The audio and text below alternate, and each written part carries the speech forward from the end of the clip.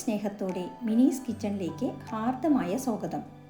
കുട്ടികൾക്കെല്ലാം പ്രിയപ്പെട്ട പാസ്ത അഥവാ മക്രോണി കൊണ്ട് 2 വ്യത്യസ്ത രുചികളിൽ തയ്യാറാക്കുന്ന വിഭവങ്ങളാണ് ഇന്നത്തെ വീഡിയോയിൽ ഉൾക്കൊള്ളിച്ചിരിക്കുന്നത്. വളരെ എളുപ്പത്തിൽ കൂടുതൽ പോഷകപ്രദമായ രീതിയിൽ വെജിറ്റബിൾസ് എല്ലാം ഉൾപ്പെടുത്തി ഇതുണ്ടാക്കാം. വീഡിയോയിലേക്ക് പോകുന്നതിന് മുമ്പ് നിങ്ങൾ ആദ്യമായിട്ടാണ് നമ്മുടെ ഈ ചാനൽ കാണുന്നതെങ്കിൽ ഒന്ന് സബ്സ്ക്രൈബ് ചെയ്ത് താഴെ കാണുന്ന ബെൽ ബട്ടണിലെ ആൾ എന്ന ഓപ്ഷൻ കൂടി ഇനേബിൾ ചെയ്യണേ. എന്നാലേ നമ്മളിടുന്ന വീഡിയോസിൻ്റെ തുടർ നോട്ടിഫിക്കേഷൻ നിങ്ങൾക്കുടനെ ലഭിക്കുകയുള്ളൂ. അപ്പോൾ നമ്മൾക്ക് പാസ്ത ഉണ്ടാക്കാൻ തുടങ്ങാം. ആദ്യം തന്നെ ഇതിനു വേണ്ട ഇൻഗ്രീഡിയൻസ് എല്ലാം തയ്യാറാക്കി വെച്ചാൽ പാചകം എളുപ്പമാകും. പാസ്ത പല ഷേപ്പുകളിൽ ലഭ്യമാണ്. ഇതിൽ ഏത് ടൈപ്പ് പാസ്തയിലും നമ്മൾക്കിതുണ്ടാക്കാം. വളരെ ടേസ്റ്റി ആയിട്ടുള്ള പാസ്ത റെസ്റ്റോറൻറ്റിൽ പോയി കഴിക്കണമെങ്കിൽ ഒരുപാട് കാശ് വേണ്ടി വരും. അതിൻ്റെ 6ൽ ഒന്നുണ്ടെങ്കിൽ നമ്മൾക്ക് അതേ ടേസ്റ്റിൽ വീട്ടിൽ തന്നെ ഇത് ഉണ്ടാക്കി കൊടുക്കാം. കുട്ടികൾക്ക് പൊതുവെ ഇങ്ങനെയുള്ള ഫുഡുകളോടായിരിക്കും ആഭിമുഖ്യം. ഇനി നമ്മൾക്ക് ഇതിനു വേണ്ട ചേരുവകൾ എന്തൊക്കെയാണെന്ന് നോക്കാം. ഇന്ന് നമ്മൾ ഉണ്ടാക്കുന്ന 2 ടൈപ്പ് പാസ്ത റെസിപ്പിക്കും കൂടിയാണ് ഇൻഗ്രീഡിയൻസ് എല്ലാം എടുത്തു വെച്ചിരിക്കുന്നത്. ഇൻഗ്രീഡിയൻസ് ഏതൊക്കെയാണെന്ന് നോക്കാം. ഉപ്പ്, മൈദ, റെഡ് ചില്ലി ഫ്ലേക്സ്, കുരുമുളക് പൊടി, മുളക് പൊടി, ഗരം മസാല, എണ്ണ, ബട്ടർ, പാല്, ഒറിഗാനോ, തക്കാളി, ടൊമാറ്റോ സോസ്, ഇഞ്ചി, വെളുത്തുള്ളി, സവാള, ക്യാരറ്റ്, തക്കാളി, ക്യാപ്സിക്കം, മല്ലിയില, പിന്നെ പാസ്ത അതായത് മക്രോണി, പിന്നെ ചീസ് ഓപ്ഷനിലാണ്. ഇത് ചേർക്കുമ്പോഴാണ് ഇതിൻ്റെ ടേസ്റ്റ് റെസ്റ്റോറൻറ്റിൽ കിട്ടുന്നത് പോലെയാവുന്നത്. ചീസ് പലതരത്തിലുണ്ട്. ഇതിൽ ഏത് വേണമെങ്കിലും യൂസ് ചെയ്യാം. ഇനി ഇതില്ല എന്ന് വിചാരിച്ച് ഉണ്ടാക്കാതെ ഇരിക്കരുത്. ഇതില്ലെങ്കിലും ഈ വിഭവം കഴിക്കാൻ നല്ല രുചിയാണ്. ഇനി നമ്മൾക്ക് പാസ്ത ഉണ്ടാക്കാൻ തുടങ്ങാം. ഇതിനാദ്യം ഗ്യാസ് കത്തിച്ച് ഒരു പാത്രത്തിൽ 6 കപ്പ് വെള്ളം വയ്ക്കുക. വെള്ളം കുറയരുത്, കൂടിയാൽ കുഴപ്പമില്ല. ഇനി വെള്ളത്തിലേക്ക് 1/2 സ്പൂൺ ഉപ്പുപൊടിയും 1 സ്പൂൺ എണ്ണയും ചേർത്ത് കൊടുക്കുക. വെള്ളം പെട്ടെന്ന് തിളയ്ക്കാൻ പാത്രം മൂടി വയ്ക്കാം. ഇനി തിളച്ച വെള്ളത്തിലേക്ക് 2 കപ്പ് പാസ്ത ഇട്ട് കൊടുക്കുക. പാസ്ത ഇട്ടത് വെള്ളത്തിൻ്റെ അടിയിൽ പോയി ഒട്ടിപ്പിടിച്ചിരിക്കും. അതുകൊണ്ട് ഒന്ന് ഇളക്കി കൊടുക്കണം. ഇനി ഇത് 7 മിനിറ്റ് വേവിക്കുക. പാസ്ത 80% വെന്താൽ മതി. വെന്ത് കുഴയരുത്. ബാക്കി 20% മസാലയിൽ കിടന്ന് വെന്തുള്ളൂ. പാസ്ത വെന്ത് വരുമ്പോൾ കളർ മാറി വെള്ള കളറാവും. കൂടാതെ സൈസും വർദ്ധിക്കും. ഏകദേശം 3 ഇരട്ടിയാകും. 2 കപ്പ് പാസ്ത വേവിച്ചാൽ 6 കപ്പാണ് നമ്മൾക്ക് കിട്ടുക. ഇനി ഗ്യാസ് ഓഫ് ചെയ്ത് അരിപ്പയിലിട്ട് വെള്ളം കളയുക. ഇനി ഇതിലേക്ക് 1 കപ്പ് പച്ചവെള്ളം കൂടി ഒഴിച്ചു കൊടുക്കാം. ഒന്നിനോടൊന്ന് ഒട്ടാതെ ഇരിക്കാൻ 1 സ്പൂൺ എണ്ണ കൂടി ചേർത്ത് കൊടുക്കാം. മണമില്ലാത്ത എണ്ണ ഉപയോഗിക്കുന്നതാണ് നല്ലത്. റിഫൈൻഡ് ഓയിലോ വെജിറ്റബിൾ ഓയിലോ യൂസ് ചെയ്യുക. എണ്ണ ഒഴിച്ച് ഒന്നിളക്കി വെക്കുക. കാണുമ്പോൾ തന്നെ അറിയാം പാസ്ത ഒന്നിനോടൊന്ന് ഒട്ടാതെയാണ് ഇരിക്കുന്നത്. ഇപ്പോൾ 2 ടൈപ്പ് പാസ്ത റെസിപ്പിക്കുമുള്ള പാസ്ത തയ്യാറായിട്ടുണ്ട്. ആദ്യം നമ്മൾ ഉണ്ടാക്കുന്നത് മസാല പാസ്തയാണ്. ഇതിന് ഗ്യാസ് കത്തിച്ച് ഒരു പാൻ വയ്ക്കുക. പാനിലേക്ക് 1 സ്പൂൺ എണ്ണ ഒഴിക്കുക. എണ്ണ ചൂടാവുമ്പോൾ പൊടിയായി അരിഞ്ഞ 1 സ്പൂൺ വെളുത്തുള്ളിയും 1 സ്പൂൺ ഇഞ്ചിയും ഇട്ട് കൊടുക്കുക. ഇതിന് പകരം ഇഞ്ചി, വെളുത്തുള്ളി എന്നിവയുടെ പേസ്റ്റ് 1 സ്പൂൺ ചേർത്താലും മതി. എണ്ണയിൽ കിടന്ന് ഇഞ്ചിയും വെളുത്തുള്ളിയും മൂത്ത് നല്ല മണം വരുമ്പോൾ 1 മീഡിയം സൈസ് സവാള ചെറുതായി നുറുക്കിയത് ചേർത്ത് കൊടുക്കുക. ഇനി ഇത് 1 മിനിറ്റ് വഴറ്റുക. ഗ്യാസ് സിമ്മിൽ വെച്ച് മിക്സി ജാറിൽ 2 തക്കാളി അരിഞ്ഞു വെച്ചത് ഒന്ന് അരച്ചെടുക്കാം. അരയ്ക്കാതെ ചെറിയ കഷ്ണങ്ങളായി അരിഞ്ഞും തക്കാളി ചേർക്കാം. അരച്ച് ചേർക്കുമ്പോഴാണ് മസാലയ്ക്ക് സ്വാദ് കൂടുക. ഇപ്പോൾ നമ്മുടെ സവാള കണ്ണാടി പരുവമായിട്ടുണ്ട്. ഇനി ഇതിലേക്ക് 1/2 ക്യാപ്സിക്കം അതായത് കുടമുളക് അരിഞ്ഞത് ചേർക്കാം. ഒന്ന് വഴറ്റിയ ശേഷം അരച്ചു വെച്ച തക്കാളി ചേർത്ത് കൊടുക്കുക. തക്കാളിയുടെ പച്ചച്ചുവ മാറുന്നത് വരെ 2 മിനിറ്റ് വഴറ്റുക. ഇനി ഇതിലേക്ക് മസാലപ്പൊടികൾ ഓരോന്നായി ചേർത്ത് കൊടുക്കാം. ഗ്യാസ് സിമ്മിൽ വെച്ച് വേണം മസാലപ്പൊടികൾ ചേർക്കാൻ, അല്ലെങ്കിൽ മസാല പെട്ടെന്ന് കരിയും. 1/2 സ്പൂൺ മുളക് പൊടി, 1/4 സ്പൂൺ ഗരം മസാല, 1/2 സ്പൂൺ കുരുമുളക് പൊടി, 1/2 സ്പൂൺ ഉപ്പ് എന്നിവ ചേർത്ത് വഴറ്റുക. ഉപ്പ് കൂടരുത്. പാസ്ത വേവിക്കുമ്പോൾ നമ്മൾ ഉപ്പ് ചേർത്തിരുന്നു. അതിനനുസരിച്ചാണ് ഉപ്പ് ചേർക്കേണ്ടത്. ഇനി നമ്മൾ ചേർത്ത മസാലകളുടെ പച്ചച്ചുവ മാറുന്നതുവരെ വഴറ്റുക.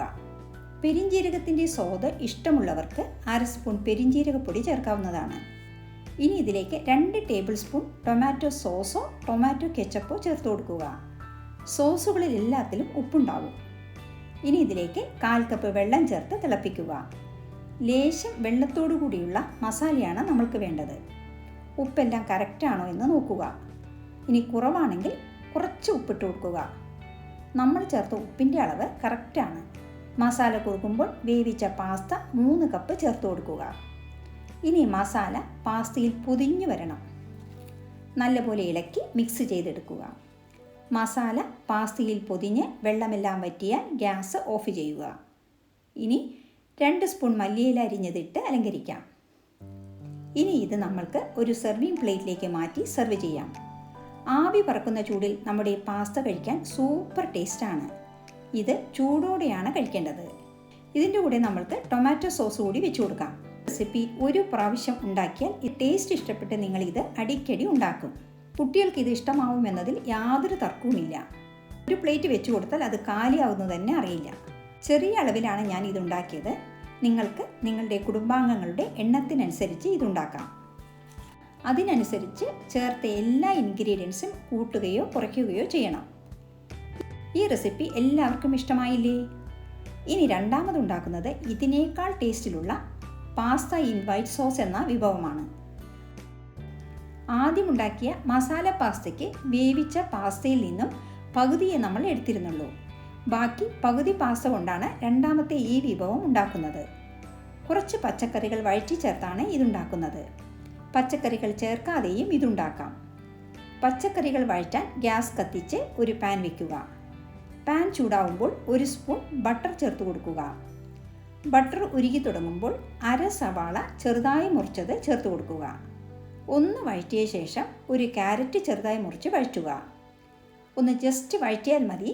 ഇനി ഇതിലേക്ക് 1/2 ക്യാപ്സിക്കം മുറിച്ചത് ചേർത്ത് ഒന്ന് സോട്ട് ചെയ്തതിന് ശേഷം ഒരു തക്കാളി ചെറുതായി മുറിച്ചത് ചേർക്കുക.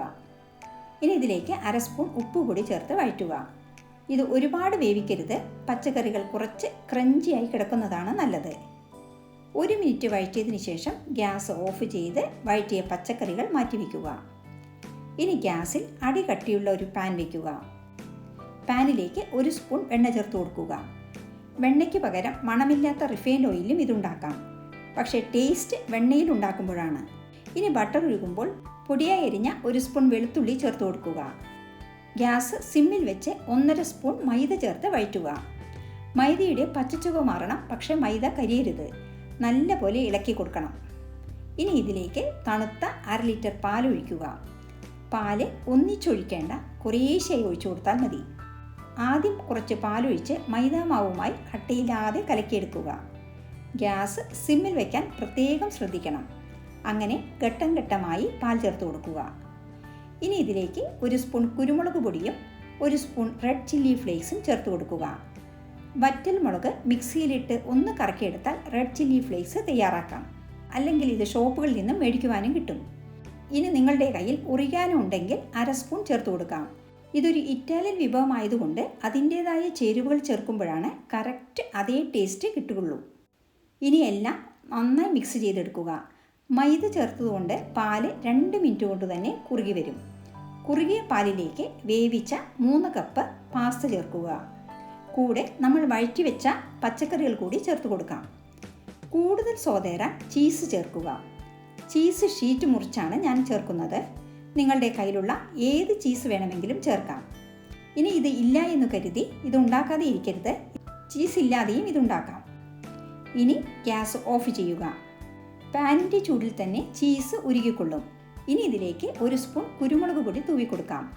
കുറച്ച് മല്ലിയില കൂടി തൂവിയാൽ നമ്മുടെ പാസ്ത ഇൻ വൈറ്റ് സോസ് റെഡിയായി. കാണാനും കഴിക്കാനും ഒരുപോലെ സ്വാദാണ് ഇന്നുണ്ടാക്കിയ 2 വിഭവങ്ങൾക്കും. ഇനി ഇത് ചൂടോടെ സെർവിങ് പ്ലേറ്റിലേക്ക് വിളമ്പി ചൂടോടെ തന്നെ നിങ്ങളുടെ പ്രിയപ്പെട്ടവർക്ക് സെർവ് ചെയ്യൂ. നിങ്ങൾ ഈ റെസിപ്പി ഉണ്ടാക്കി രുചിച്ചു നോക്കി അഭിപ്രായം പറയണേ. ഇന്നത്തെ വീഡിയോ എല്ലാവർക്കും ഇഷ്ടമായി എന്ന് കരുതട്ടെ. ഇഷ്ടമായ ലൈക്ക് ചെയ്യാനും നിങ്ങളുടെ പ്രിയപ്പെട്ടവർക്ക് ഷെയർ ചെയ്യാനും മറക്കരുതേ. കൂടാതെ നിങ്ങളുടെ വിലയേറിയ അഭിപ്രായങ്ങൾ താഴെ കമൻറ്റ് ബോക്സിൽ രേഖപ്പെടുത്തുമല്ലോ. വീണ്ടും മറ്റൊരു നല്ല വിഭവവുമായി കാണാം. Thank you for watching and supporting.